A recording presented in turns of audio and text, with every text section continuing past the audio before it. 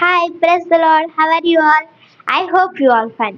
ఒక విలేజ్లో ఇద్దరు ఫార్మర్స్ ఉన్నారు.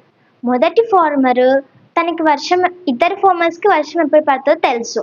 అయితే మొదటి ఫార్మర్ ఏం చేశాడంటే వర్షం పడక ముందే పొలంలో విత్తనాలు వేసుకొని ఫార్మింగ్ అని అంతా రెడీ చేసుకున్నారు. అయితే రెండో ఫార్మర్ ఏం చేశారంటే ఇంకా టైం ఉంది కదా, రేపు చేసుకుందాంలే, ఎల్లుండి చేసుకుందాంలే అని రోజంతా అయిన టైం అంతా డిలే చేస్తూ ఉన్నారు.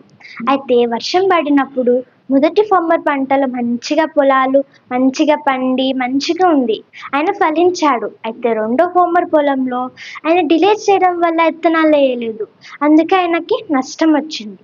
అట్ ద సేమ్ టైం మన స్పిరిచువల్ లైఫ్లో కూడా ఎఫిషియన్స్ చాప్టర్ 5:15 ఇలా ఉంది కదా, సమయాన్ని పోనివ్వక సద్వినియోగము చేసుకొనుడి అని.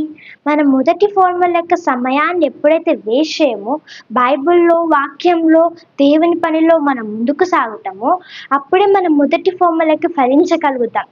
మనం ఎప్పుడైతే సెకండ్ ఫార్ములా లెక్క టైం వేస్ట్ చేస్తామో, అంటే ఇంకా రేపు చేసుకుందాంలే, రేపు బైబిల్ చదువుకుందామే అని ఎప్పుడైతే మనం టైం డిలే చేస్తామో, ఈరోజు షాపింగ్ చేద్దాం, ఈరోజు బ్యూటీ పార్లర్కి వెళ్దామని వీటిలో మనం టైం వేస్ట్ చేస్తాము, మనం రెండో ఫార్ములా లెక్క ఫలించలేకుండా ఉంటాము. మనం ఫలించాలి అంటే మొదటి ఫార్ములా లెక్క సమయాన్ని పోనివ్వక సద్వినియోగం చేసుకునేటట్లుగా ఉందాం. Thank you.